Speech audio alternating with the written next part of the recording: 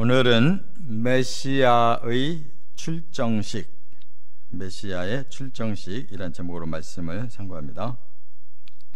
이 오늘 본문은 짧은 9절인데 다윗이 썼다고 그랬습니다. 근데 다윗이 마치 사도 바울이나 사도 요한이 환상을 본 것처럼 지금 이 하나님의 나라에서 하나님이 뭔가를 시작하시는데 거기에 이제 다윗이 함께 동참을 해서 기도하는 내용입니다.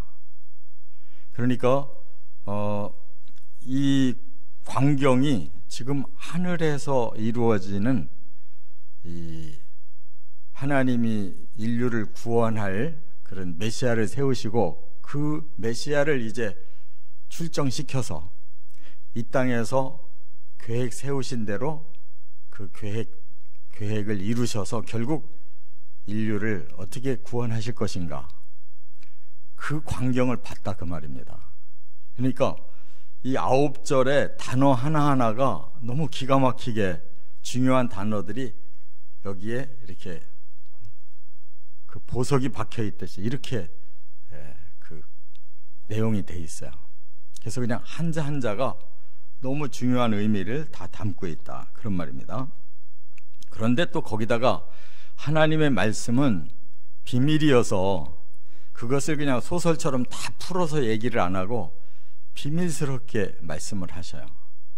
그래서 그 단어를 곰곰이 연구해야 나오고 이 순서도 곰곰이 연구해야 우리가 이해할 수 있는 순서가 여기서 깨달아져요. 그게 하나님 말씀이에요. 그러니까 뭐 사람을 괴롭히려고 뭐 우리에게 어려운 문제를 뭐 선생님들이 일부러 내듯이 그런 게 아니고 너무 오묘한 비밀을 밝히시려니까 우리로 하여금 집중시키는 거예요. 너 들어와서 이 말씀을 곰곰이 생각해봐라. 기도하고 하나님의 도우심을 받아라. 성령이 너희에게 어떻게 조명하시는지를 깨달아라. 이게 하나님의 퀴즈예요. 퍼즐이에요. 깨달으시 바랍니다. 자, 그래서 여기 보면 이제 다윗이 이 글을 썼다고 했는데 너라는 말이 계속 나오거든요. 그러면은 다윗이 볼 때는 아랫사람이야만 되잖아요. 근데 지금 메시아를 보고 너라고 하는 격이 된 거예요. 그래서 이것이 바로 번역의 문제라는 겁니다. 그러니까 저자는 그렇게 너라고 하지 않는데 이것을 옮기는 번역자들은 그냥 쉽게 너라고 이렇게 해석을 하고 표현하면 우리가 도저히 다윗이 대상으로 하고 있는 그 메시아를 이해할 수가 없는 거예요. 그래서 제가 번역서들을 쭉 보니까 그래도 표준 세번역이 제일 번역을 잘했어요. 왜냐? 여기 9절에 보면 그 상대가 누군가를 밝혔는데 여호와여 왕을 구원하소서 그랬거든요. 그러니까 지금 메시아를 세우셨는데 그분이 왕이라는 거예요. 다윗도 왕이지만 다윗이 더 높여야 될 하늘의 왕인 거예요. 그렇다면 왕을 향해 너라고 할 리가 있냐고요. 그 번역을 잘해야 되는 거예요. 모르는 사람이 번역하면 이렇게 나오는 거예요. 그러나 메시아의 시편이라는 걸 깨달으면 다윗이 너라고 하지 않는 거예요. 그걸 예수님이 가르쳐주고 있어요. 마태복음 22장에 보면 바리새인들과 토론을 하시다가 바리새인들한테 물어보십니다.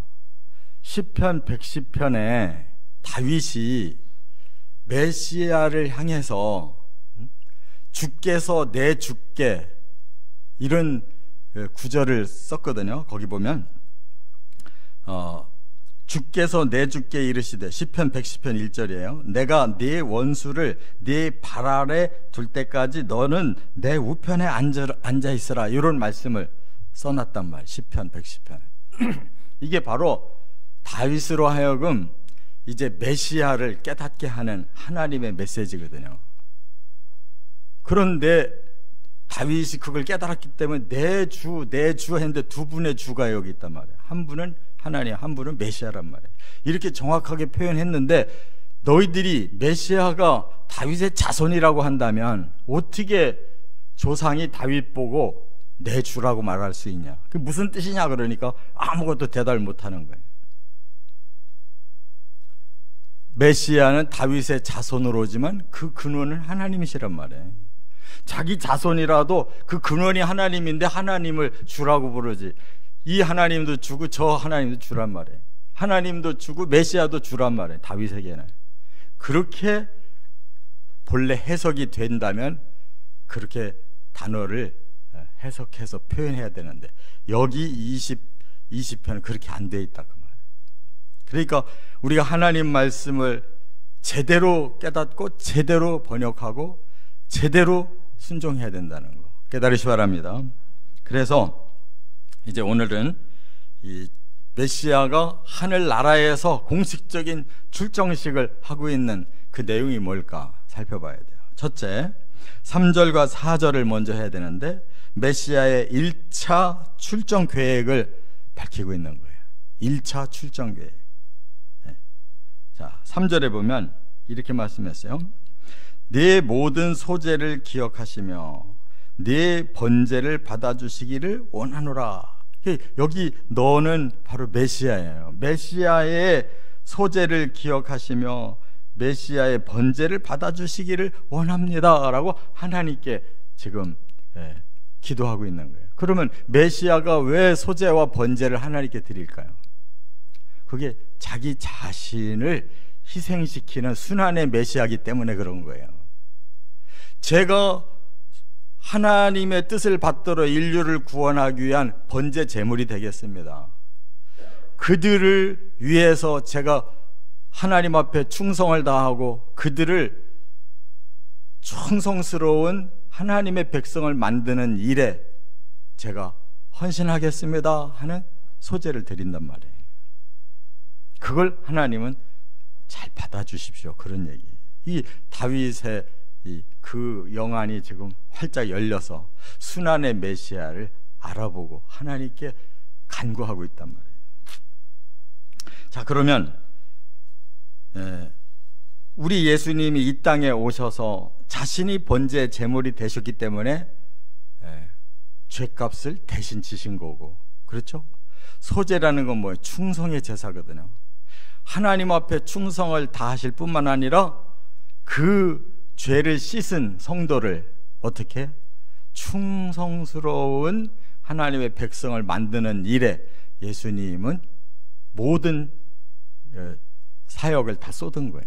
그게 바로 예수님이 오셔서 공생애를 하셨고, 또 예수님이 십자가에 지시고 부활하신 후에는 하늘로 오르시면서 하나님의 성령으로 이 땅에 백성들에게 복음과 성령을 남기셔서 그들이 바로 영적 소재와 같이 점점 하나님 앞에 충성스러운 성숙한 성도를 만들고 계시단 말이에요.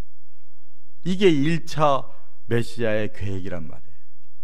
순환과 또 그들을 진리로 이끌어 성숙한 성도를 만드는 것이 이게 하나님이 메시아를 보낸 1차 출정 계획이에요. 그래서 여기 4절에는 뭐라고 말했어요?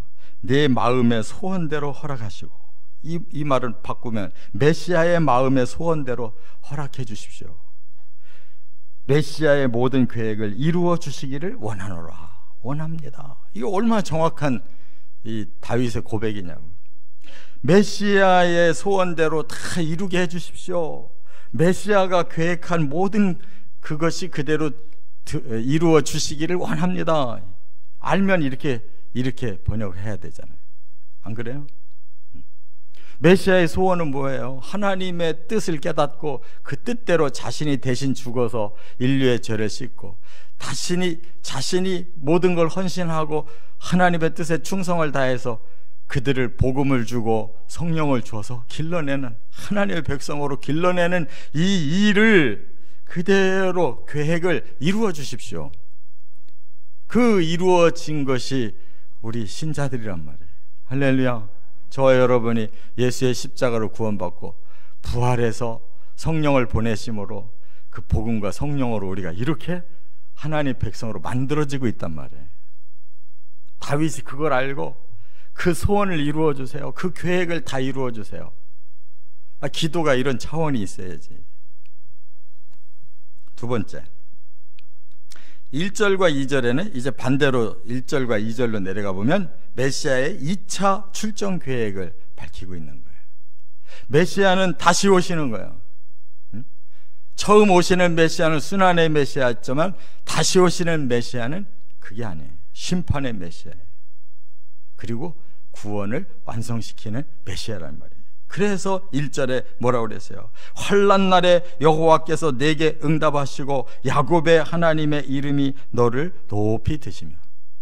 여기 너를 좀 바꿔야 되질 거 아니에요. 환난 날에 여호와께서 메시아에게 응답하시고 야곱의 하나님의 이름이 메시아를 높이 들어주십시오. 이렇게 해야 정확하지 않냐 말이에요. 그러니까 즉 말하자면 이 땅에 환난 날이 올 때 메시아가 오시는 날이란 말이에요. 그게 메시아의 심판권이에요. 왜 이 땅에 환난이 오느냐? 인류가 너무나 악해서 이제는 그 악의 근원자의 사탄을 멸해야 될 때가 온 거예요. 역사가 끝날 때가 온 거예요. 그 사탄을 멸하면서 끝까지 사탄을 쫓아가는 자들을 함께 멸하는 게 심판이란 말이에요. 할렐루야. 뭐 하나님이 막 마음대로 휘두르는 게 심판이 아니고 하나님이 창조하신 계획에 정반대로 뒤집어서 나간 자들, 끝까지 사탄 편을 들고 끝까지 이렇게 사탄과 함께 이 배신의 나라를 세우려고 하는 이 땅의 악한 자들, 그들을 공의에 의해서 판결해서 멸해야만 그게 하나님인 거예요. 그래서 환난 날에 메시아에게 그 일을 하도록 응답 주시고 야곱의 하나님의 이름, 이게 뭐예요? 야곱이라는 말이 뭐예요? 바로 언약을 말하는 거예요. 아브라함에게 주신 언약, 이삭에게 주신 언약, 야곱에게 주신 언약. 그래서 그 야곱이 이스라엘이 된 거란 말이에요.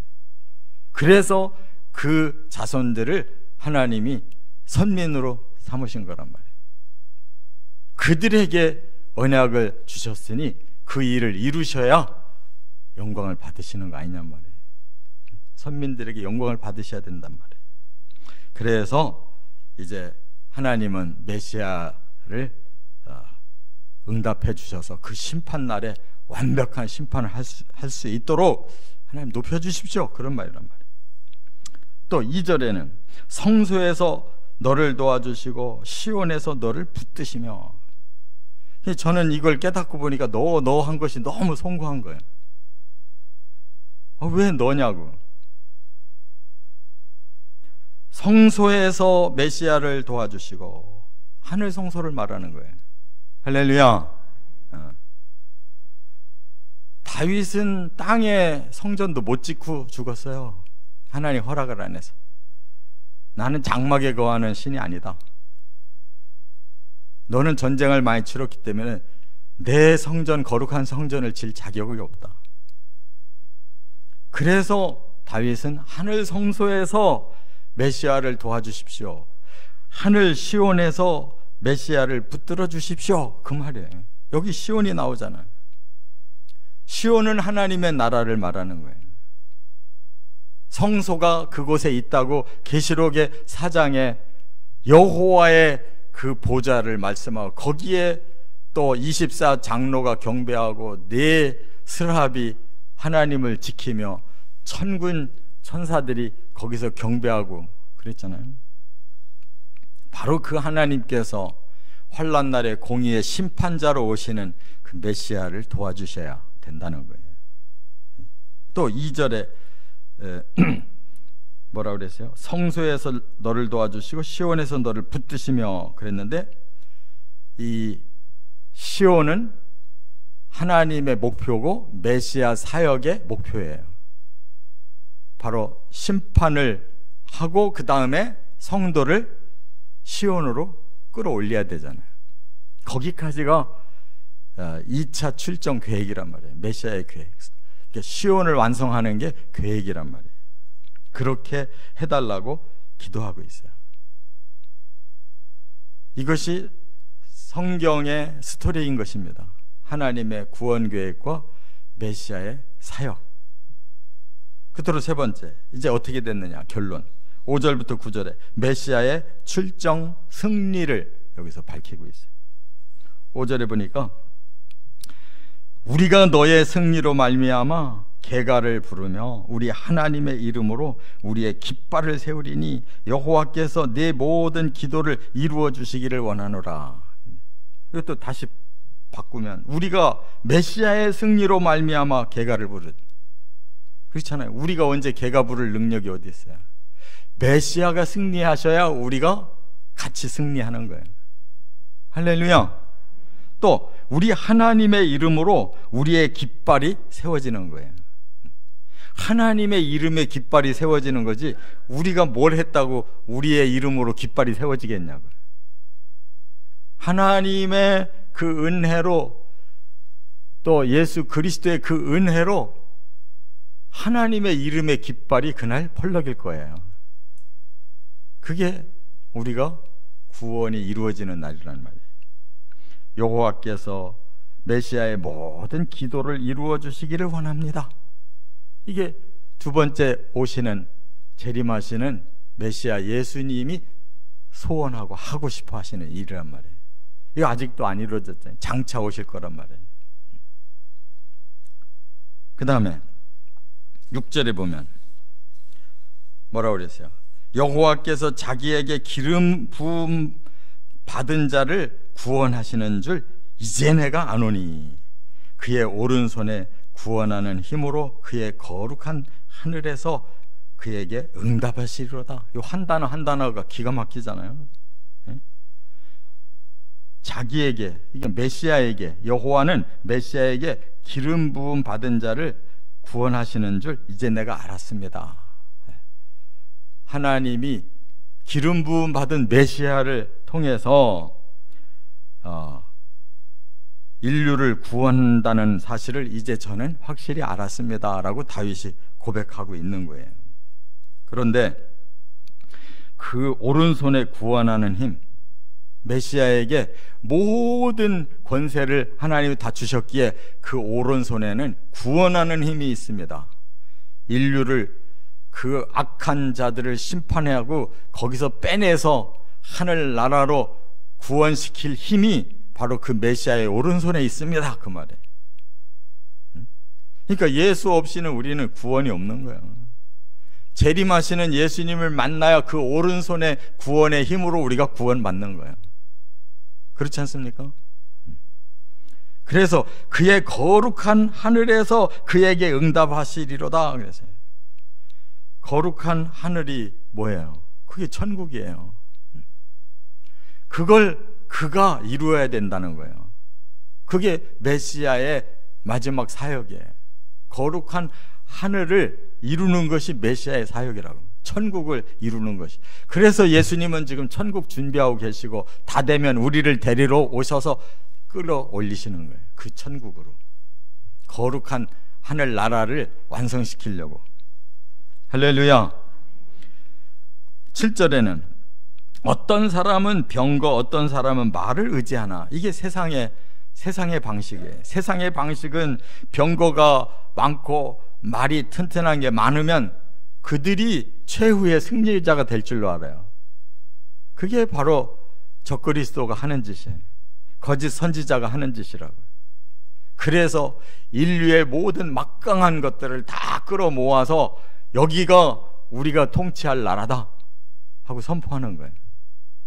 거기에 말을 안 듣는 자들이 이제 신자들이 말을 안 들을 거예요. 왜? 너희는 악한 자다. 의로운 왕, 우리 왕이 오실 것이다. 믿으면 그들과 싸우는 방법이 순교라니까. 그들은 세상의 무기를 잔뜩 가지고 여기가 우리들의 나라다. 그래서 마지막 전쟁이 3차 대전이 아니에요. 이건 사람끼리의 마지막 전쟁이고 그 후에 무기또에서 아마겟돈 전쟁이 일어나요. 예수님이 재림하시고 그들은 마지막 예수님을 대적하기 위해 모이는 전쟁이란 말이에요. 그게 아마겟돈 전쟁이라는 거예요. 예수와 적그리스도와의 전쟁인 거예요. 이렇게 명확하잖아요. 그리고 8절에 그들은 비틀거리며 엎드러지고 우리는 일어나 바로 서도다. 메시아가 오셔서, 메시아가 오실 때 이미 부활 휴거된 성도들과 함께 내려오신다고 그랬어요. 그래서 우리는 쓰고 그들은 비틀거리고 엎드러질 것이다. 이게 심판이란 말이에요. 그러고 나면 이제 9절에 뭐라고 그랬어요? 여호와여 왕을 구원하소서. 우리가 부를 때 우리에게 응답하소서. 이 왕이 이제 메시아가 왕이 되시는 거예요. 할렐루야. 통치자가 되시는 거예요. 그렇게 하나님이 이 구원 계획을 세우시고 메시아를 통해 이루신다는 거예요. 영원한 통치를 이루게 하신다는 거예요. 그분이 곧 하나님이셔요. 우리를 구원하러 사람이 되셔 오신 거지. 하나님이 세 분이 아니라 한 분이란 말이에요. 그래서 성부, 성자, 성령 한 분의 하나님이 이렇게 완성시켜서 영원한 통치를 하신다는 거예요. 할렐루야. 이것이 이루어진 것이 뭐냐? 요한계시록 7장 9절에 보면요, 각 나라와 족속과 백성과 방언에서 아무도 능히 셀 수 없는 큰 무리가 나와 흰옷 입고 종려가지 들고 보좌 앞과 어린 양 앞에 서서 구원하심이 보좌에 앉으신 우리 하나님과 어린 양에게 있도다. 하나님과 어린 양이 우리를 구원하셨습니다.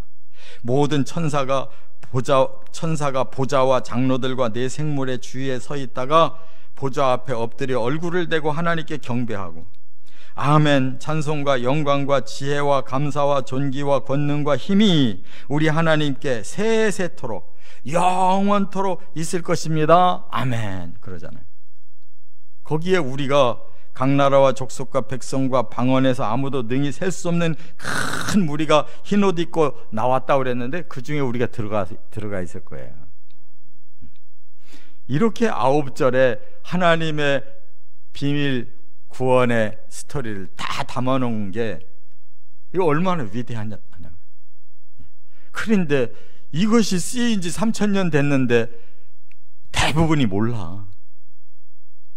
알고 보면 이렇게 확실하게 주신 말씀인데, 그러니까 우리가 뭐 세상에 어떤 거를 막 찾아내려고 그냥 열심히 연구하고 막 그냥 바다 속으로 막 땅 속으로 막 파고 들어가서 연구를 하는 그 열심으로 우리가 이 말씀을 연구해야 되지 않냐 말이에요.